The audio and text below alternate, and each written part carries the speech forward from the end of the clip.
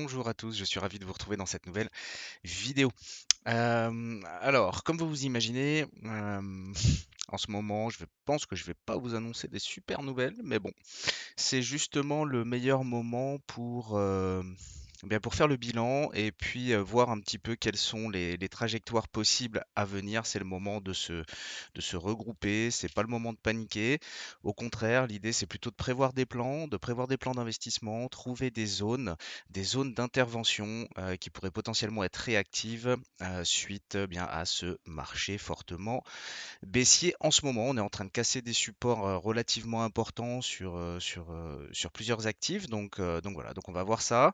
On va essayer d'anticiper un petit peu les choses. On va essayer de voir un petit peu où est-ce que tout ça, ça peut nous mener. Et puis, bah, surtout, ça permettra de rationaliser un petit peu les choses et puis bah, d'éviter le phénomène de panique qu'on pourrait imaginer. Alors, pour commencer, je vais vous montrer tout d'abord ce graphe en fait qui est tout simplement la valeur du dollar face à un panier de devises. Et donc ce qu'on peut constater largement, c'est que bien clairement, face à tous les dispositifs monétaires, décision de la Fed, hausse des taux, inflation, bien voilà, le dollar est naturellement une valeur refuge, hein. Donc forcément, on voit bien que ça monte et donc bah, mécaniquement, ça vient aussi potentiellement expliquer bien la chute à laquelle on le fait face en ce moment. Disons que ça fait pas tout, mais forcément, si on a un dollar qui monte, sachant qu'on a des crypto-monnaies qui sont mis face en règle générale au dollar, principalement tout du moins, bah forcément, ça fait mécaniquement baisser la valeur des crypto-monnaies si le dollar monte. Et là, on voit clairement qu'on est en train de tenir le niveau des 100 dollars, hein, qui avait eu du mal à être franchi. On l'a bien passé, on est revenu en pullback dessus. Et là, maintenant, on repart à la hausse. Alors, petit point positif, c'est que jusqu'à preuve du contraire, pour le moment, au niveau du RSI, on attaque des divergences. C'est, je vous avoue, le seul point positif que j'ai trouvé. Donc on va quand même le noter. Voilà, donc ici on a bien un RSI là qui tente donc de refranchir à nouveau bien sa zone de surachat, donc au-dessus de 70, et on a un prix qui est clairement explosif au-dessus. Donc voilà, donc ça veut pas dire que ça va s'arrêter de monter, que ça va redescendre en flèche, ça veut juste dire que pour l'instant, tant que le RSI n'est pas repassé au-dessus de sa zone des 77, on est potentiellement en divergence. C'est donc un point positif. Alors, comme je l'ai dit, en fait, là, je vais faire défiler. La vidéo sera peut-être un peu longue, mais pour ceux que ça intéresse, ça peut être intéressant, dans le sens où je vais faire défiler un panier de crypto-monnaies, en fait, que j'ai sélectionné un petit peu dans tous les secteurs, histoire de voir un petit peu, bien déjà ce qui est en train de se faire, et puis bah, quel niveau il faudrait surveiller pour potentiellement repasser à l'achat, ou tout du moins attendre des signaux de retournement sur ces zones pour pouvoir réinvestir eh bien, au meilleur moment. Donc là, je fais ça pour la première fois sur la chaîne. À l'avenir, si jamais vous aviez envie que j'intègre en fait des crypto-monnaies que je ne vais pas donc passer en revue aujourd'hui, bah, n'hésitez pas à me les laisser dans les commentaires et comme ça je les intégrerai en fait dans le suivi des niveaux techniques que je ferai pour les prochaines vidéos. Ça peut permettre à chacun d'avoir une petite vision un petit peu extérieure, autre que la sienne tout du moins, sur des cryptos que vous pourriez potentiellement suivre. Alors, ici, ce que je vous ai mis en premier, c'est pardon, le cours de la capitalisation totale de toutes les crypto-monnaies, incluant le Bitcoin et l'Ethereum. Donc on est toujours, enfin toujours, ouais. Disons qu'on tourne autour là depuis un petit moment, dans les alentours de 1700 milliards de capitalisation totale. Alors je rappelle hein, quand même que je sais que ce chiffre fait souvent peur quand on parle des cryptos. Vous imaginez, oh là là, les cryptos, c'est 1700 milliards de dollars. Ouais, enfin, Apple à lui tout seul, c'est 2500 milliards. Donc on relativise un peu et en fait on s'aperçoit que c'est pas si énorme que ça. Euh, donc bien pour l'instant forcément on est clairement dans quasiment le même cours on va dire que le Bitcoin hein, clairement. Ce qui est logique puisque bien voilà, on a une dominance claire à l'heure actuelle toujours du Bitcoin, donc forcément la capitalisation totale des fonds investis en crypto-monnaie sont bah, très largement représentés. C'est pour ça que ça s'apparente un petit peu au cours du Bitcoin. Bref, on voit bien qu'ici, donc on est repassé au-dessus, là dernièrement, début avril, on est repassé au-dessus des 2000 milliards. Là, on redescend 1700 milliards. On a une zone qui visiblement tient quand même relativement bien la route à 1500 milliards. On voit bien qu'ici, d'un point de vue technique, alors ça c'est assez marrant parce que Fondamentalement, il n'y a pas vraiment trop de raisons que ce soit très, pertinent d'un point de vue technique sur ce type d'indice, tout du moins. Mais malgré tout, ça l'est et finalement, ici, on s'aperçoit qu'on est venu bien travailler le pivot mensuel pour repartir à la baisse et là, on a un dernier rempart, le support 1 mensuel à 1 700 milliards qui pourrait potentiellement nous rattraper et qui, si lui nous rattrape pas, eh bien, pourrait nous envoyer directement sur une zone à 1500 milliards. Et pour les plus défaitistes, on a une zone ici qui tourne aux environs de 1200 milliards, qui pourrait être effectivement eh bien un point de chute dans le cadre, dans le cadre, on va dire, d'une vraiment forte accélération baissière sur le marché des cryptos en général, on va dire. Voilà. Alors, ici, le Bitcoin, bien entendu, hein, les deux premiers que je vais vous présenter, ce sera le Bitcoin et l'Ethereum.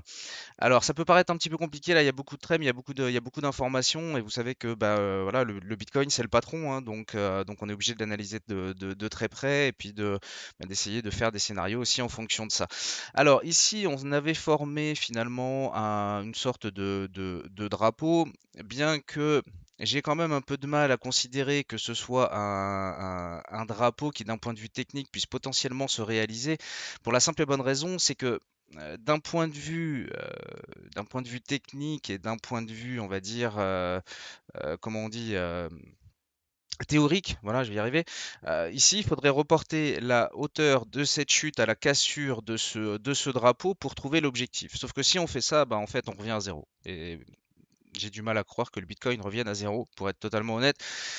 Donc j'ai quand même du mal à interpréter cette figure comme étant relativement solide d'un point de vue analyse technique. Donc on a également un autre scénario qui pourrait potentiellement se dessiner, auquel j'adhère sincèrement beaucoup plus, qui serait une sorte de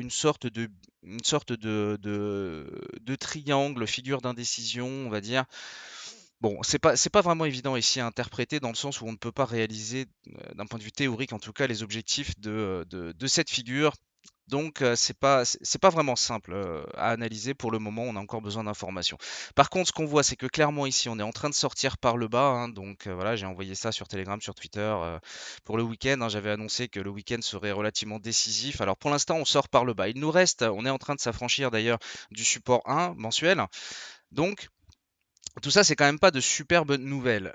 Ici, il nous reste un petit rempart dans les alentours des 37 000, 37 500, avec éventuellement, pareil, ce support de canal haussier, donc qui forme ce fameux drapeau, qui pourrait potentiellement faire office de maintien. Alors, je vous avoue que c'est un des derniers remparts avant la chute libre, hein. Ici, on voit clairement que, bon, déjà, ce support-là est quand même un petit peu capillotracté, on pourrait dire. Donc, je doute quand même qu'il soit très résilient et très efficace, on va dire. Je pense que le moindre petit mouvement baissier, c'est pas lui qui l'arrêtera. Maintenant, le support des 37 500 est pas déconnant. Alors après, ce qu'on peut noter ici, c'est que malgré tout, pour le moment, on est toujours avec des plus hauts de plus en plus hauts et des plus bas de plus en plus hauts également. Donc pour le moment, de ce point de vue, de ce point de vue-là, on reste encore sur une légère tendance haussière tant que ce niveau-là tient. Après, si on casse, eh bien ici l'idée c'est de venir rejoindre le support du bah, gros canal haussier, hein, pour le coup, qu'on a donc sur le Bitcoin, qui a très bien fait son job ici quand on a fait les points bas dans les alentours du 23 janvier. Donc, il pourrait également réitérer. Après, bien forcément, si on casse ça, je pense que les prophètes de l'Apocalypse qui nous envoient un Bitcoin à 30 000 et à 20 000 pourraient ben, potentiellement atteindre déjà leur premier objectif, puisque ici, si on traverse ça à la baisse, très forte probabilité pour que le niveau des 30 000 soit, soit atteint et finalement, bah, là, par contre, déclenche de très grosses réactions haussière. En tout cas, c'est le sentiment que j'ai. Donc je dirais que sur le Bitcoin, on a vraiment principalement deux zones à surveiller. Une sans forcément faire grand-chose si on est déjà investi sur le Bitcoin. C'est celle-là, on attend de voir si elle réagit, si elle repart. Ensuite, on aurait quand même un niveau d'achat ici. Je sais qu'il y en a beaucoup qui ont regretté de ne pas avoir acheté ici quand on a fait les 33-34 000, bien que, comme je disais, ça sert à rien de regretter ce genre de choses. On ne peut pas savoir quand est-ce que le couteau s'arrête de tomber, hein. Donc, pas de gros regrets de ce côté-là. Ici, on pourrait avoir une première zone, et par contre, la zone n'a pas loupé. Donc là, je vous invite clairement à mettre des alarmes, hein. Alors, vous savez que moi, je suis hautement investi dans les crypto-monnaies, donc bien entendu, je n'espère pas qu'on aille à ces 30 000, mais maintenant, vous savez que c'est toujours le marché qui a raison.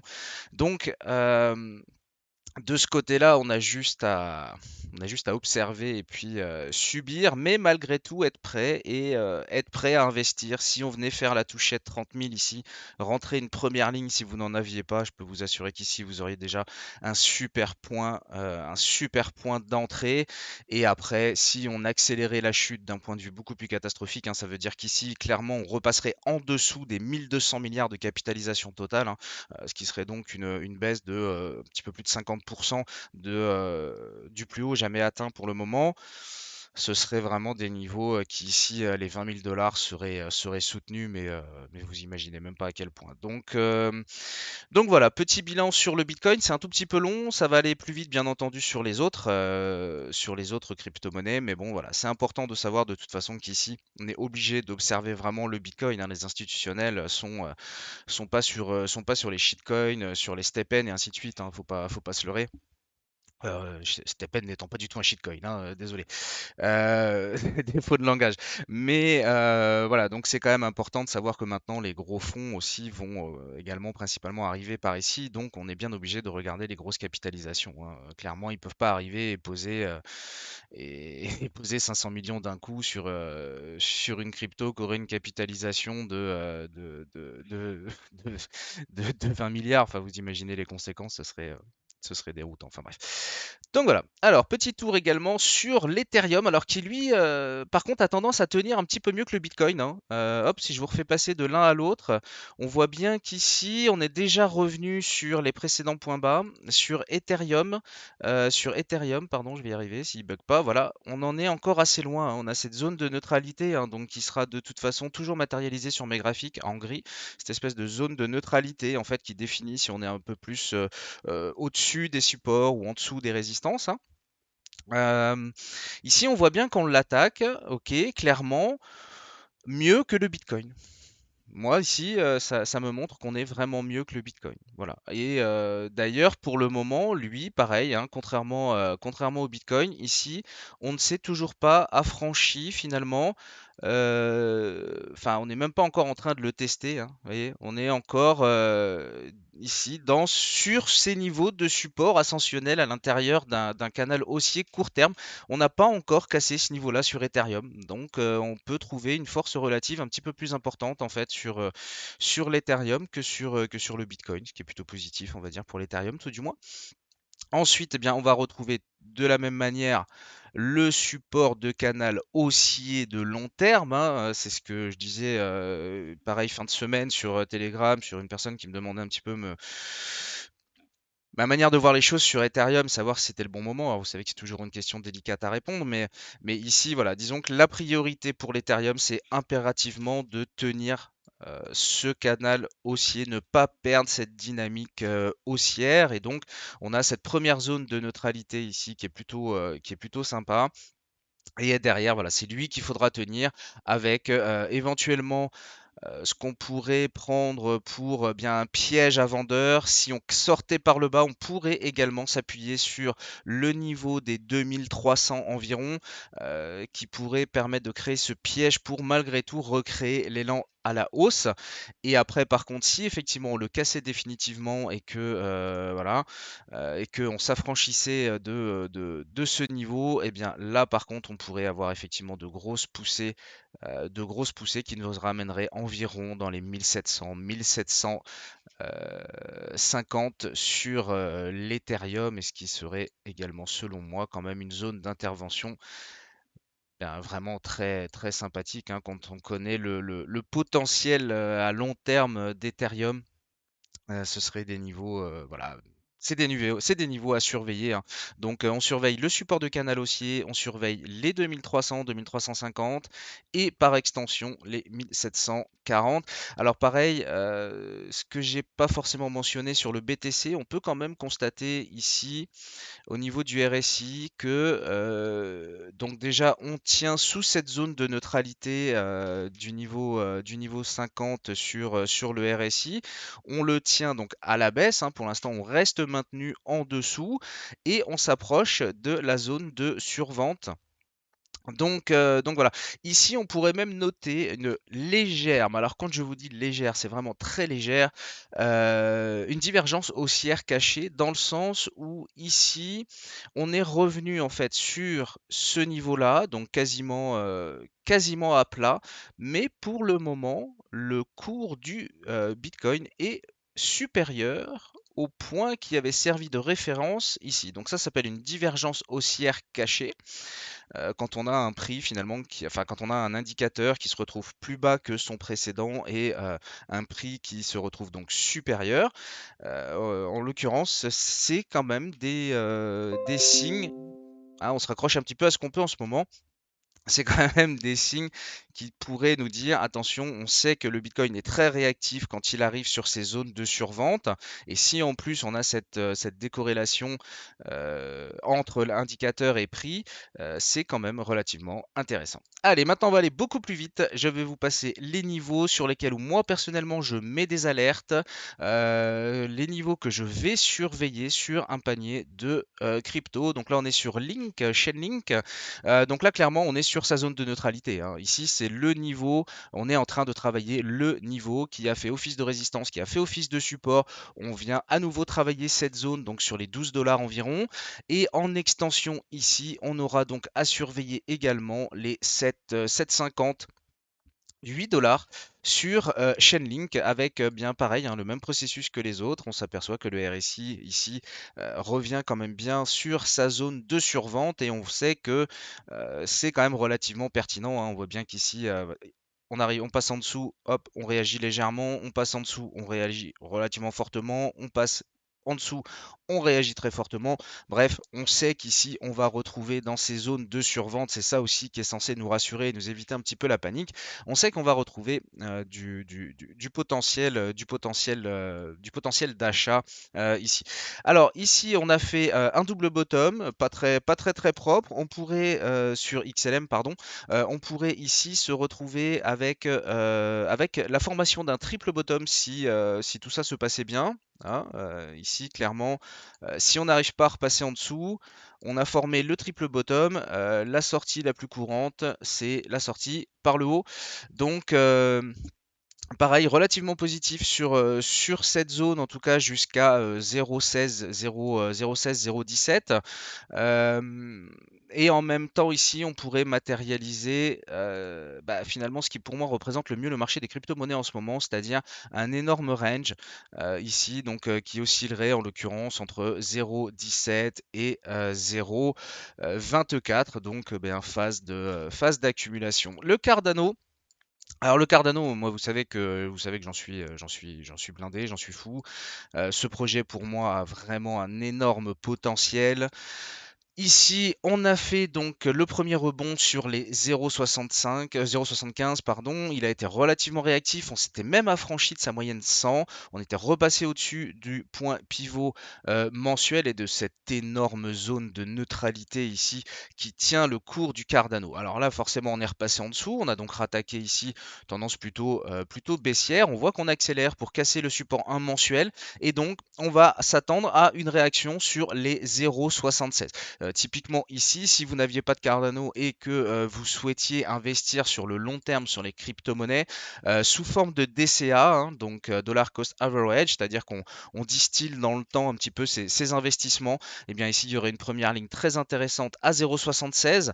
Forcément ici on a de gros écarts pour les niveaux pertinents qui pourraient servir de gros supports à réaction, en sachant qu'on a déjà pareillement un RSI qui s'approche de sa zone de survente, hein. Ici, pareillement, on pourrait être sur une forme de formation de double bottom qui se retournerait et nous relancerait la tendance haussière. Maintenant, il va falloir quand même, il va falloir surveiller les signaux à plus court terme pour trouver, pour essayer tout du moins de trouver le bon timing. Donc ici, on surveillera les 0,76. Le support 2 devrait faire le job. Il n'y a pas trop de raison. On a un vide de volume sur le prix des 0,60. Donc naturellement, ça aspire le prix.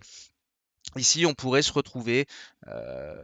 Alors, ce qui me dérange, c'est que si on arrivait ici, on n'y arriverait probablement pas en divergence sur le RSI, ce qui aurait été un très bon signal. Mais bon, on va également donc surveiller les 0,60 et après en excès. Alors là, moi, je vous assure que si on tape les 0,37 sur le Cardano, je pense que je finis de faire all-in dans le cadre de notre projet.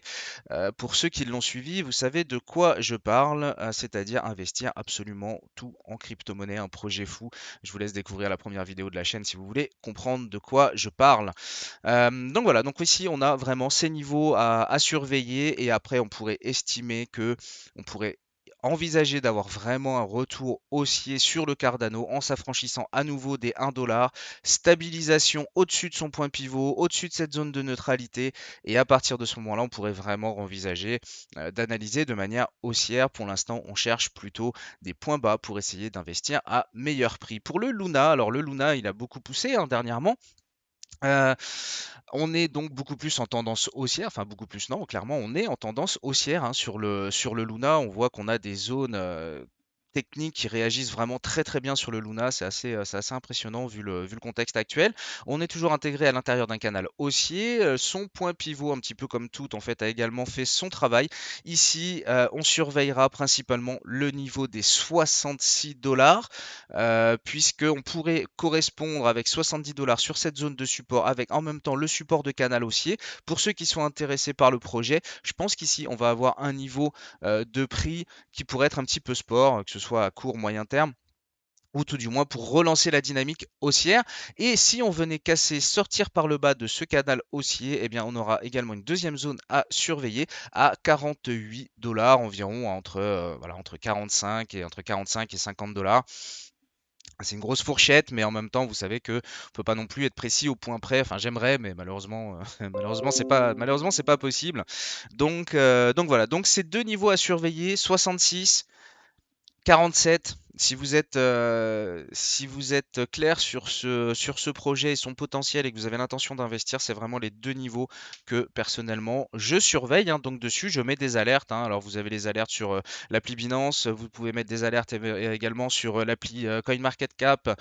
Il y a également Crypto Alert, je crois, en alerte possible sur des applis. Bon, voilà, l'idée c'est de les suivre. Après, vous avez aussi la possibilité de poster des ordres d'achat directement. Alors, je suis pas très fan de cette méthode. Moi, j'aime bien quand on arrive sur un support, en fait, me fier un petit peu à ce que me donne l'information en direct, hein. Et par exemple, je vais vous donner un petit tips. Ce que j'aime beaucoup utiliser dans ce genre de mouvement, c'est la lecture sous forme d'Ekenashi. C'est-à-dire qu'il lisse un petit peu le prix, hein, tout simplement. Ça évite un petit peu le bruit de marché. Et on voit bien qu'ici, quand on était venu faire alors cette zone, hein, qui était déjà très facilement détectable, hein, c'est-à-dire que on imagine qu'on n'a pas cette information-là.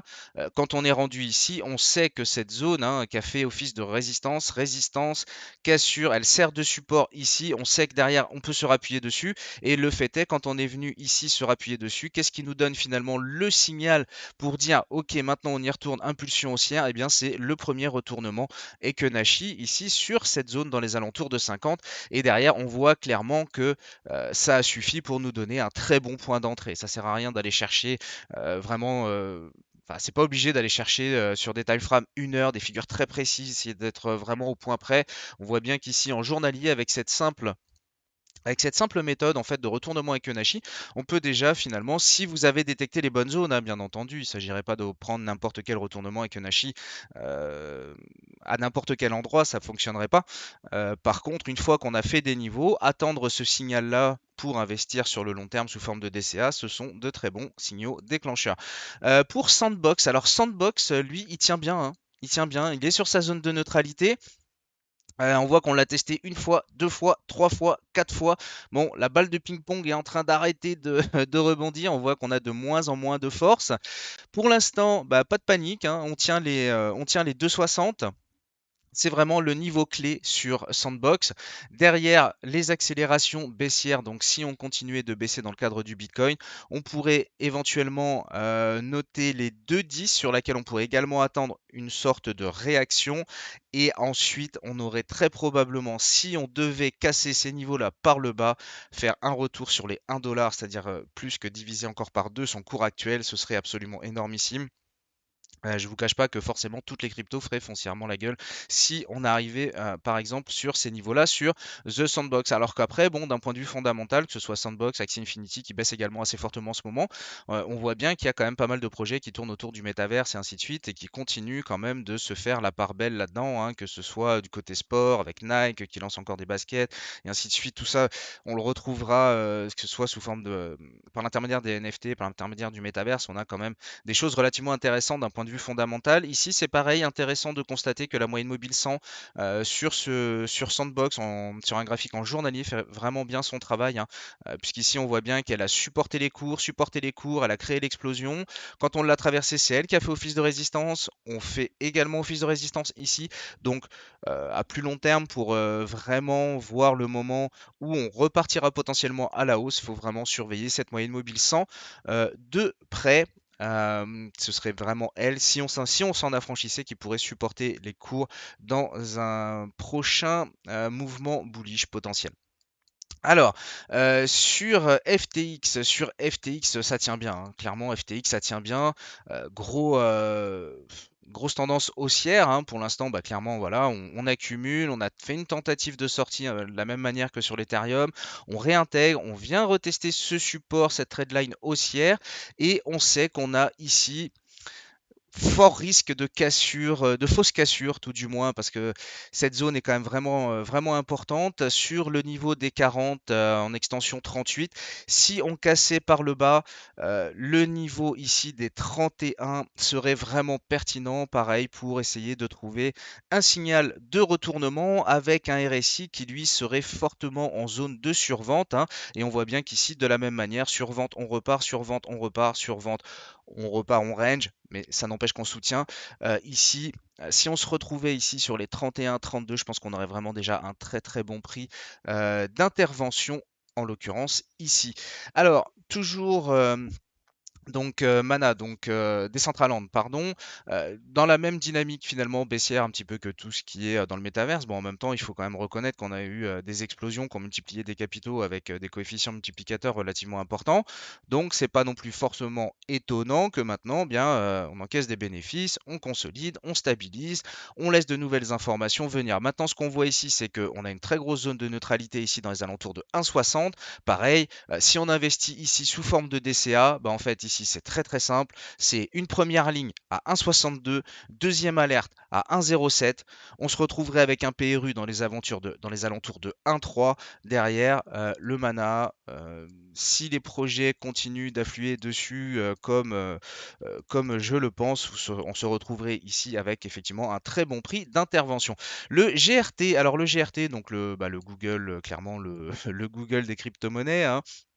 Euh, c'est vraiment un projet auquel je crois. Moi, personnellement, j'ai rentré ma première ligne à 0,50 de mémoire. C'était, je sais plus trop. Honnêtement, je crois que c'était quelque part par là. Ici, voilà.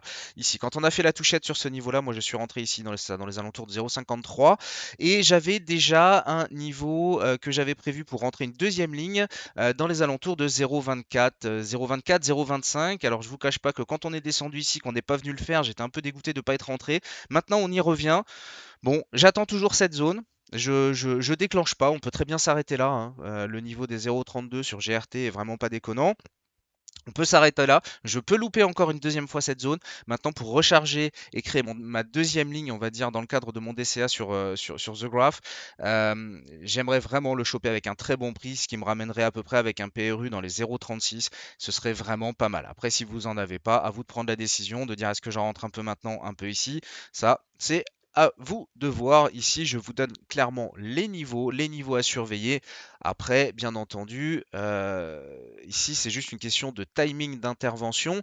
Il ne s'agit pas ici de présenter, bien entendu, les projets, vous l'aurez compris.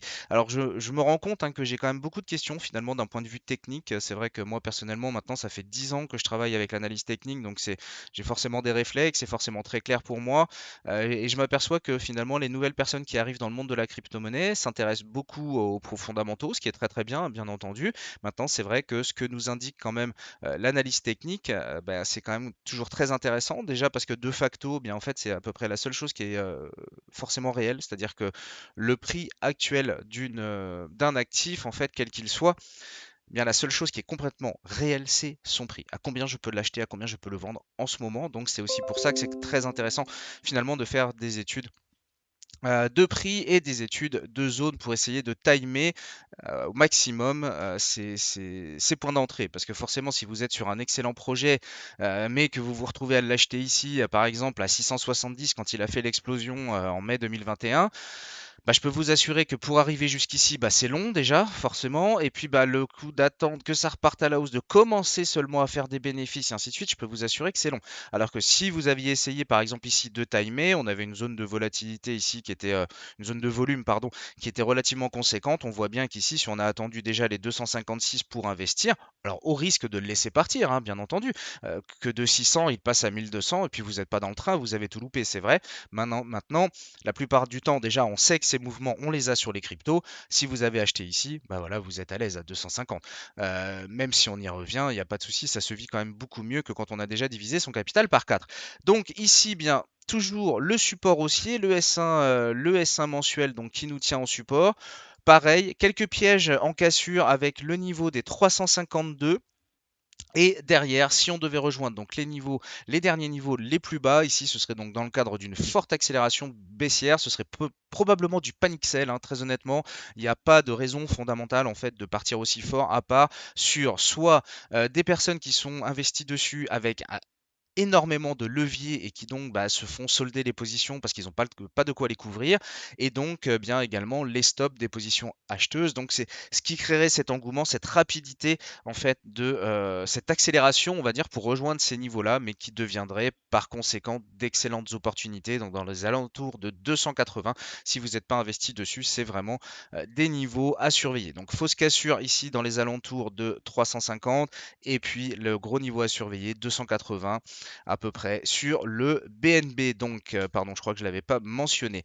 Alors, XRP qui commence bien gentiment, vous voyez comme quoi quand je vous dis que bah, c'est toujours le prix qui a raison, hein, on sait qu'en ce moment ils sont un petit peu en train de se dépatouiller de leur combat avec la SEC, eh bien malgré tout, ben, on s'aperçoit que voilà, hein, quand on dit le prix a toujours raison, eh bien le prix a raison, le marché d'ensemble baisse, on a des bonnes nouvelles, eh ben ça suffit pas à redonner l'élan haussier finalement sur XRP. Alors, ici, elle est un petit peu ce triangle est un peu capillotracté. Maintenant, on est dans une énorme phase de consolidation, clairement, hein, plus précisément en hebdomadaire, on va dire. Voilà. Donc ici, on retente la cassure, tout comme on l'a tenté ici, hein. Vous voyez qu'on est passé légèrement en dessous, mais en fait, on l'a réintégré, on est reparti à la hausse, donc sur les alentours de 0,56. Donc on pourrait s'attendre ici, pareillement. Il va falloir attendre un petit peu plus d'informations ici en journalier, voir si on clôture bien en dessous cette trendline haussière qui viendrait casser la dynamique finalement et puis nous faire ressortir avec bien entendu premier objectif 0,57 sur XRP pour ceux qui y croient. Vous savez que je suis pas forcément très fan de XRP, hein, pour ceux qui suivent cette chaîne. Maintenant, elle peut très bien faire la différence avec notamment la mise en place de réglementations massives auprès de nos banques centrales et ainsi de suite. Enfin nos banques centrales, donc décisionnaires tout du moins, tous ceux qui essayent de, bien entendu, un petit peu quatre coins du monde, de commencer à réglementer un petit peu plus sérieusement. Ici, on sait qu'on est face à la crypto-monnaie qui est la moins décentralisée, hein, quasiment. On pourrait avoir cette espèce de contrepartie qui serait, bon voilà, les banques pourraient essayer finalement d'utiliser un petit peu plus ce phénomène XRP malgré son manque de décentralisation dans le cadre d'une adoption un petit peu plus massive si la réglementation n'était pas trop sévère de ce point de vue-là. Donc les 0,57 et derrière en extension, moi personnellement je ne toucherai pas au XRP tant qu'on ne fait pas 0,40. Déjà parce que, comme je vous ai expliqué, je suis pas très très fan. J'ai conscience qu'il peut y avoir des potentiels explosifs sur le long terme relativement intéressants. Maintenant, il faut vraiment laisser les réglementations venir et ainsi de suite, et la démocratisation d'ailleurs par conséquent. Donc, je me dis, ok, je veux bien en acheter, mais si j'en achète, c'est à très bon prix, et très bon prix ici, c'est 0,40 sur XRP. Alors, on a Léo. Léo, petit clin d'œil à mon filleul d'ailleurs, entre parenthèses. Gros bisous à toi. Je crois que c'est pareil, de temps en temps il regarde les vidéos, même s'il comprend pas, mais c'est pas grave. Et ben n'empêche qu'elle se tient vraiment très très bien, cette crypto Léo, hein, en l'occurrence la plateforme. Donc bah, ici, je crois que c'est vraiment, enfin c'est même très impressionnant, hein, cette tenue ici. On n'a aucune panique. On travaille le point pivot. On a une moyenne mobile qui s'est accentuée très fortement. On pourrait ici s'attendre à ce que, eh bien, en contact de cette moyenne mobile 100, éventuellement venir rebondir sur les 5,30. Si la chute générale des cryptos s'arrête ou ralentit tout du moins, lui, il aura peut-être pas réussi à baisser beaucoup plus et ici, on pourrait déjà avoir un niveau relativement intéressant. Ensuite, bah, si on rentrait dans le cadre d'un panic sell, ici, ce serait également le cas, forcément, hein, sachez-le, hein, si on rentre dans un vrai panic sell à un instant T, toutes les cryptos en pâtiront. Eh bien ici, ce serait le niveau des 4 dollars ici à surveiller. Donc personnellement, c'est alerte sur les 5,20 et alerte sur les 4 dollars environ sur les hauts. Alors, pour Comp, donc, bah, qui fait partie, hein, des deux plus gros projets DeFi à l'heure d'aujourd'hui avec Ivy, je sais pas comment ça se prononce, AVE, je sais pas si c'est ouais, Ivy, je sais pas, ça sonne bien comme ça, j'aime bien.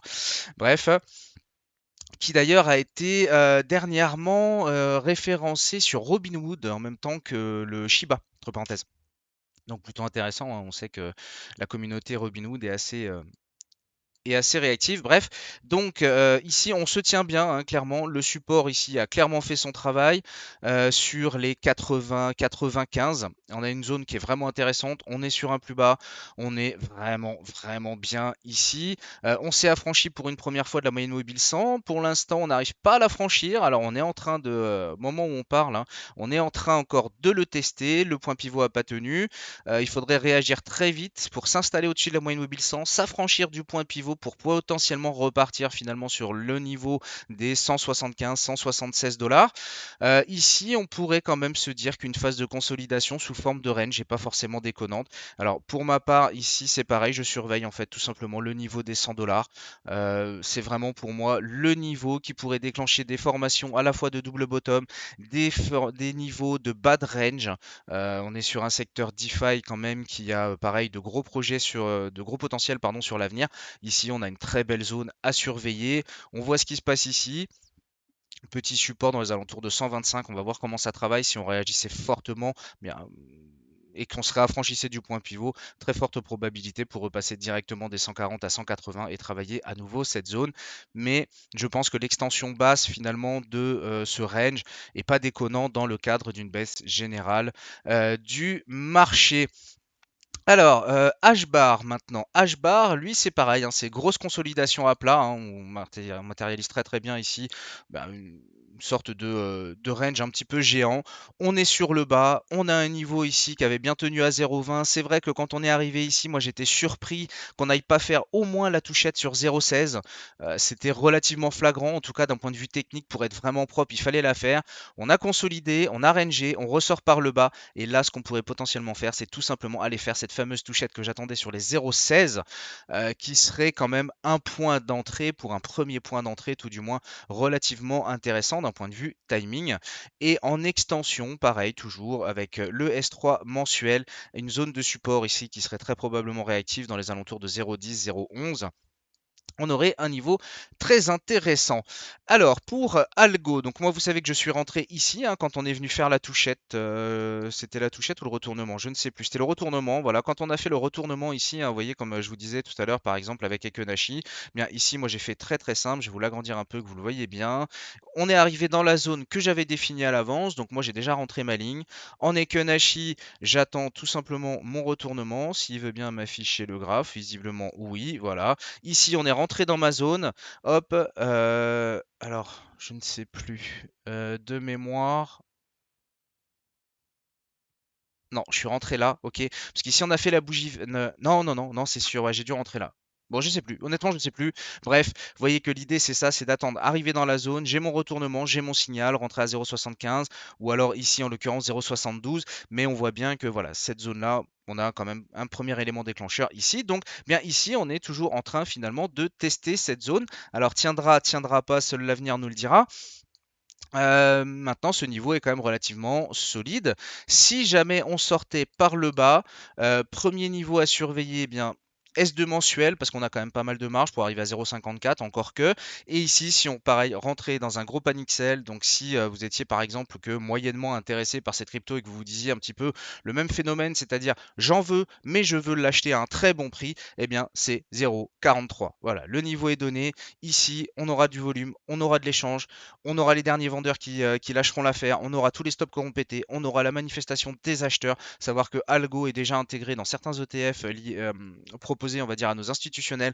Donc derrière, ici, il y aurait clairement grosse opportunité d'achat. Alors Axie Infinity, donc qui est en train de céder son support, gros support donc qui a été vraiment très bien tenu hein, dans les alentours de 45 $. On a réagi plusieurs fois, on avait même réussi à ramorcer un plus haut que les précédents. Et ici, on lâche complètement un petit peu dans la continuité bien de Sandbox, Decentraland et ainsi de suite. C'est un secteur voilà, qui pâtit, donc bien forcément, on s'élance. Ici, alors c'est vrai que là, je ne l'ai pas matérialisé et je pense que c'est une erreur parce que ici, on voit clairement qu'on a quand même une zone. La dernière zone, on va dire, la dernière zone de soutien ici, dans les alentours de 36 $, avec un RSI qui rentrerait donc à peu près au même moment en survente. Hein. Ici, ben voilà, hein, pareil, hein, je vous représente un indicateur, survente, on repart, survente, on repart, survente, on repart, survente. Repartira ou repartira pas. Bref, en tout cas, c'est à surveiller avec des signaux toujours, hein, bien sûr, de retournement. Donc ici, on pourrait coïncider avec ce niveau des 36, pardon, des 36 $, 36, enfin d'ailleurs même un tout petit poil plus haut à partir de 37,50 $, 37,50 $. Ici, à partir de là, on pourrait potentiellement le surveiller. Et dans le cadre d'un très gros panic sell, c'est le niveau des 25 $ qui aurait donc encore sacrifié 50% de sa zone de consolidation, ce qui serait donc déjà une belle période de solde, on va dire, si on arrivait ici à 25, eh bien pareil, hein, loupez pas ce prix. Il y aura clairement des zones très réactives dessus. Alors, Elron, EGLD. Elron, ici, pareil, il tient très bien, c'est propre. D'un point de vue technique, c'est absolument hallucinant comme c'est précis. On tient des niveaux de résistance, pareil, de manière assez précise, même si ici, clairement, on a eu un petit engouement, hein, hop, à la hausse, on y a cru. Et en fait, on a fait la touchette moyenne mobile 100, comme on a fait la touchette moyenne mobile 100 ici. On fait la touchette, on repart à la baisse. Ici, on a réussi à tenir un petit peu au-dessus. Ici, elle sert à nouveau de résistance. On est clairement en train de congestionner un petit peu le cours de GLD. Maintenant, vous savez que derrière, c'est pareil, il y a de très gros projets sur cette blockchain. Donc, je pense que c'est aussi partie des éléments qui font que le cours tient relativement bien. Hein. Clairement, ici, on est très grosse phase d'accumulation, très grosse phase de consolidation, avec ici bon, le support en trendline ici dans les alentours de 140, 142, avec support S1 mensuel à 135, 136. Voilà, il faudrait vraiment avoir une grosse accélération baissière pour créer en même temps la cassure. Hein. Vous voyez bien qu'ici on n'est pas du tout en train de le casser, pour aller essayer de taquiner les 126, 106, 108 $. Là, ici, pareil, hein, si vous n'étiez pas dedans, là, forcément, vous imaginez bien que quand on se retrouve ici avec une telle dévalorisation de prix, hein, c'est-à-dire que là, on aurait divisé le prix par 5, hein, on a un dernier ATH à 540 sur Elron. On revient ici, on rentre à 100 $. On est vraiment bien. Donc, niveau à surveiller, si vous êtes super optimiste, eh bien, c'est les niveaux de retournement, comme je vous disais depuis tout à l'heure ici, entre S1 et puis donc support haussier ici, et éventuellement en extension pour les plus précis ou pour les plus pointilleux, dirons-nous, dans les alentours de 105 $. Ici, on se retrouverait avec des niveaux à noter et à observer. Alors, le Shiba qui lui met pas toujours autant, je suis désolé, hein, mais en même temps, c'est pas moi qui le dis, c'est le prix. C'est absolument fou. On a des baisses quand même qui tournent entre 4, 5, 7% pour certaines. Ici sur le Shiba, on est à moins 2%. On a eu cette très forte accélération haussière justement au moment du référencement sur Robinhood. Euh, Ici, c'est quand même intéressant de voir La tenue du Shiba, c'est vrai, enfin moi je suis absolument scotché. Bon, vous savez que c'est un projet que j'affectionne particulièrement, que j'ai pas mal miné et ainsi de suite. Donc voilà, donc peut-être que on pourrait me dire que je suis pas objectif, mais maintenant ici, dans tout ce que je vous montre depuis tout à l'heure, on voit bien clairement qu'ici on a une volonté de ne pas baisser. Regardez même, ne serait-ce que cette bougie qu'on est en train de faire en cours. Vous avez déjà vu les autres, elles étaient ici, elles avaient retracé là. Ici, on a déjà remonté quasiment trois quarts de cette poussée baissière qu'on est en train de faire aujourd'hui. C'est quand même assez stupéfiant de voir comme le Shiba vraiment tient. Alors en l'occurrence, on pourrait se dire que c'est lié aux premières mises en vente des parcelles métaverse qui a lieu donc là actuellement. Donc le métaverse Shiba qui commence à vendre ses premières parcelles, pardon. Donc on pourrait imaginer que c'est lié à ça, mais ça n'empêche qu'on a quand même un flux de bonnes informations en règle générale sur le Shiba. Et d'un point de vue technique, on est vraiment super précis, on consolide. Moi maintenant, ressortir par le haut ici du Shiba et réamorcer vraiment une tendance haussière. Je pense que le Shiba pardon, sera vraiment loin d'être la dernière crypto-monnaie à réagir dans le cadre d'une reprise haussière sur absolument tous les actifs, donc quand ce sera le moment. Uniswap, alors Uniswap, elle, je sais que je vais charger. Pourquoi? Bah déjà parce que je n'en ai pas. Et c'est vrai qu'ici, bien, j'ai eu la chance en fait, on va dire. Alors, j'ai eu deux chances en fait, c'est qu'ici j'ai loupé le point d'impact ici parce que sinon clairement je l'aurais acheté.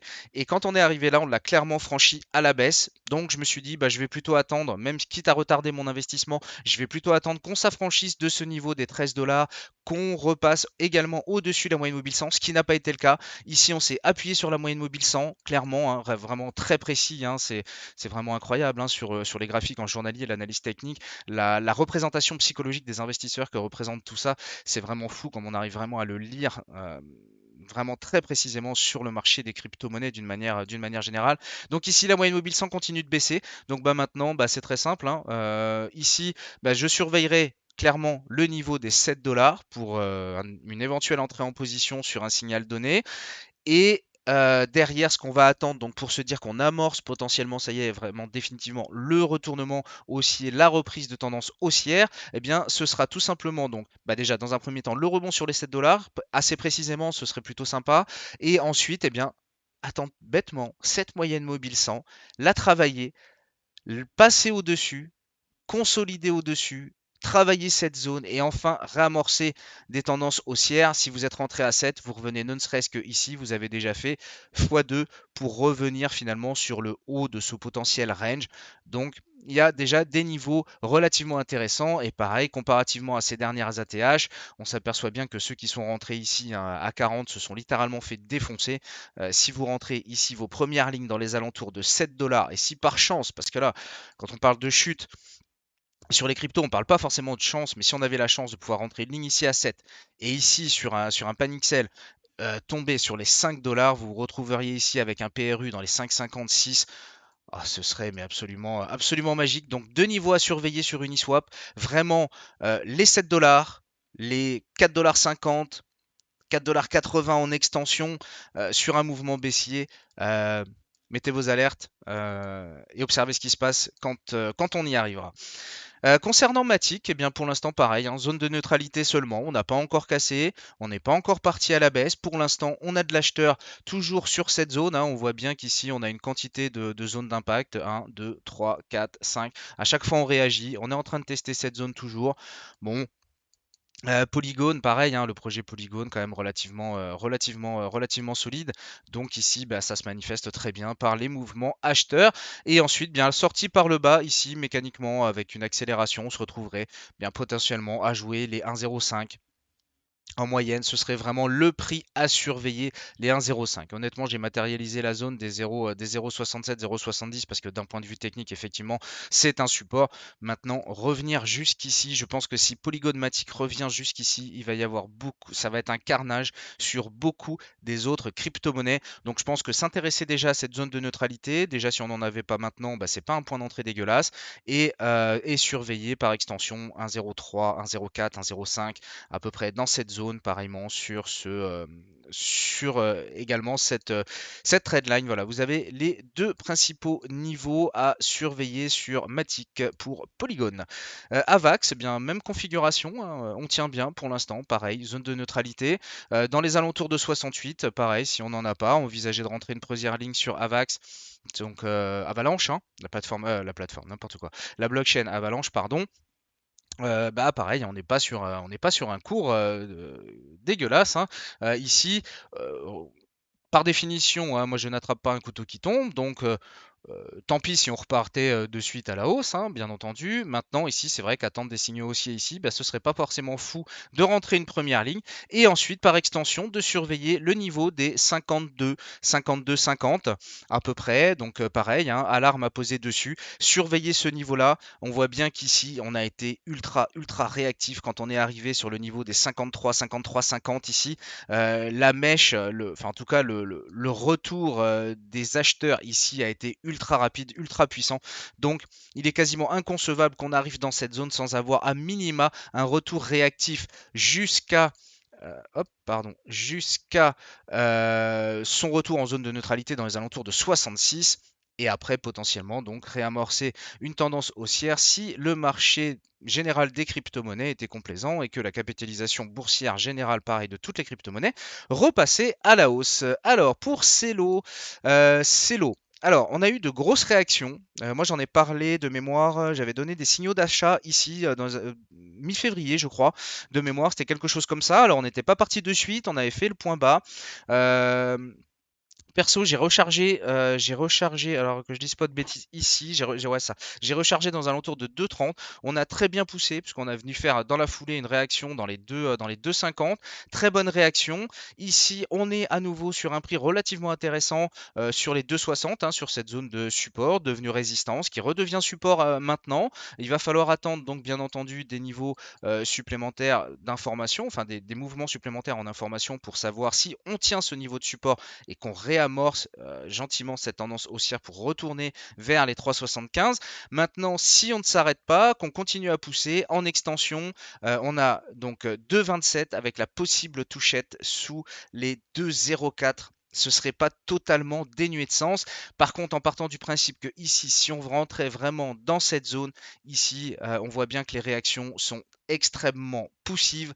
Faudra pas être endormi. Si jamais le prix arrive ici sur les 2,04, faudra être en forme, avoir des alertes. Je pense que les réactions peuvent être relativement rapides. Alors, concernant Chronos, donc la plateforme qu'on ne présente pas, euh, on avait donc cette formation donc de fanion, triangle, donc bien figure d'indécision, hein, clairement, qu'on pourrait, si on les cherchait un peu, matérialiser sur beaucoup de crypto-monnaies, hein. L'indécision, clairement, depuis la fin de la grosse fin de chute, on va dire, début janvier 2022. Eh bien depuis, on est quand même dans des phases de consolidation, mais en fait, on est dans des phases de, on sait pas quoi faire, hein, clairement, on est là-dedans. C'est pour ça qu'on se fait un peu chier comme des rats morts, d'ailleurs, entre parenthèses, en ce moment sur le marché crypto, puisqu'on a beaucoup finalement de crypto qui sont donc de projets qui sont dans ces phases-là. Alors là, on vient de sortir par le bas. On a eu une sortie franche ici, sortie franche, bougie pleine. On sort par le bas. Bon, pas bon signe. J'ai envie de dire qu'ici, le dernier rempart qu'on a avant une chute beaucoup plus conséquente, c'est ce support 1 mensuel avec cette zone de support ici dans les alentours de 0,40.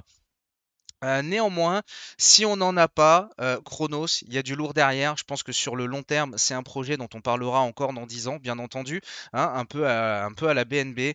Il y a vraiment de gros projets. Ils ont des gros projets de marketing. Ils sont relativement agressifs dans leur communication. Il y a vraiment du projet sur le long terme, avec le superchargeur, avec un petit peu tout. Voilà. Enfin, je vous laisse creuser le projet. Enfin, ce qu'est Chronos, si vous connaissez pas. Donc le CRO, il y a vraiment du lourd derrière, donc faut pas non plus s'attendre à ce qu'on ait des chutes ultra catastrophiques, à moins qu'on divise par 3 la capitalisation totale, bien entendu, des crypto-monnaies. N'ayons pas la prétention de pouvoir dire de quoi demain est fait, hein, avec les cryptos. Eh bien, c'est toujours le marché qui a raison, d'ailleurs, quels que soient les marchés. Donc nous, on s'adapte, on essaye de viser des supports, on essaye de trouver des ratios qui seraient relativement intéressants en termes d'investissement. On a un ATH ici qui avait été fait à 1 dollar à peu près. Forcément, comme à peu près toutes les crypto-monnaies qui atteignent pour la première fois les 1 dollar quand elles sont parties de 20 centimes, eh bien on a des très fortes prises de bénéfices qui est totalement normale. Donc maintenant on vient consolider dans cette zone. C'est absolument pas négatif pour le CRO. bien au contraire. Je pense que là, c'est une pluie d'opportunités qui sont en train de s'offrir à nous. Alors, il ne s'agit pas forcément, comme je le dis toujours, hein, de rentrer à l'aveugle. Encore que, pour être totalement honnête, je pense que vous rentreriez une ligne à 0,40, une ligne à 0,33 et ce serait déjà pas mal parce que derrière, ce serait panic sell. Donc on serait déjà pas mal pour se retrouver avec un PRU dans les 0,35 centimes sur CRO. Quand on voit le potentiel qui existe sur ce projet à long terme, tout du moins, et bien entendu toujours sous forme de DCA, on voit bien que ici, on a quand même des zones qui vont être très réactives, hein. Ça a été, voilà, les touchettes ici, ça a été bah, impulsion haussière et surtout très rapide. Donc voilà, donc forcément, elle ira pas contre le marché général. Maintenant, ici, on peut déjà commencer à s'y intéresser, essayer de voir ce qui se passe. Est-ce qu'on est en train de faire un bearish trap? Est-ce qu'on est en train d'essayer de donner des faux signaux vendeurs? Quelle sera la réaction des acheteurs ici? On va le savoir très rapidement d'ici quelques jours. Donc à surveiller relativement de manière court terme, voir si on a des signaux haussiers ou bien si on venait plonger, ce qui serait quelque part pas plus mal, directement sur les 0,35, ici 0,34, 68, 0,35. Ici, on aurait une zone avec clairement une grosse manifestation des acheteurs. Alors, je m'aperçois que j'avais bientôt arrivé dans 5 minutes à 1 heure. Donc, c'est déjà énorme. Donc, c'est pour ça que je vous dis surtout, n'hésitez pas dans les commentaires à me dire quels sont finalement les projets qui vous intéressent le plus dans le cadre d'une éventuelle étude que je pourrais faire comme celle-là, histoire de déterminer les niveaux. Ici, donc, je ne vais pas pouvoir tout faire. Donc, ce que je vais faire, c'est que je vais choisir clairement au hasard. On a vu beaucoup de mouvements baissiers. Ce que je vais faire, c'est que, hop, je vais terminer, allez, avec NIR, la blockchain NIR. Pourquoi? Parce que contrairement à beaucoup de cryptos que je viens de vous montrer, elle n'est pas tout à fait dans la même configuration. On est clairement dans du mouvement haussier. On est pareil sur un projet qui a de l'avenir. Donc ici, c'est aussi intéressant de se dire qu'on n'a pas que des crypto-monnaies qui sont en mode panique, en mode sell-off. On est ici quand même dans quelque chose de propre d'un point de vue technique, déjà, hein, clairement. D'un point de vue technique, on respecte les niveaux, on respecte les tendances. Bon, on a un point pivot ici qui pourrait. Alors ici, on a une convergence de supports finalement, de supports naturels et de supports techniques qui sont absolument énormes. On a la moyenne mobile 100 qui converge avec le point pivot mensuel, qui converge avec le niveau des 12 dollars, chiffre rond ici, si on vient faire la touchette. Franchement, on peut avoir un niveau vraiment intéressant dans les alentours des 12 dollars. Vraiment intéressant, avec toujours bien ce soutien finalement en trade pour le projet NIR.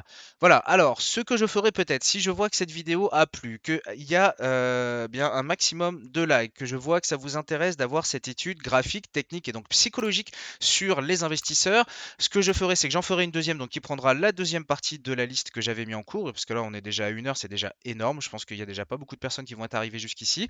Et puis surtout, bien voilà, comme je vous disais, n'hésitez pas à me mettre dans les commentaires si vous avez des projets, des cryptos que vous souhaiteriez que j'intègre finalement dans le cadre de ces analyses technique. Voilà, j'espère que ça vous aura plu, j'espère que ça vous aidera principalement bien, à essayer bien de déterminer à l'avance un petit peu. Alors, c'est pas de l'anticipation, c'est juste de la projection et on essaye de mettre des plans en place hein, ici, hein, clairement. Donc voilà, donc c'est ça qu'on essaie de faire. On a le projet VeChain, pareil, qui est un projet de fou avec des supports ici qui sont prêts à être atteints à 0,40 avec des renforts à 0,24, 0,25 sur des grosses accélérations.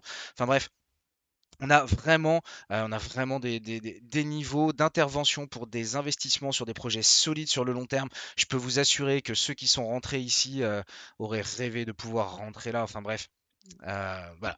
Je vous laisse, je fais pas plus long, je verrai en fonction de la réaction sur la vidéo, en fonction des likes, en fonction des commentaires, en fonction de la quantité de personnes qui me demandent telle ou telle crypto dans le cadre d'une prochaine analyse technique. Et après, je verrai sous quelle forme eh bien, je continue de faire ces trucs-là. Donc peut-être que j'essaierai de faire des formats une demi-heure, faire peut-être un petit peu moins de crypto, mais au format une demi-heure et un petit peu plus souvent. Ou alors une fois par semaine au format 1 heure. Bref, je vais voir un petit peu en fonction de la réaction.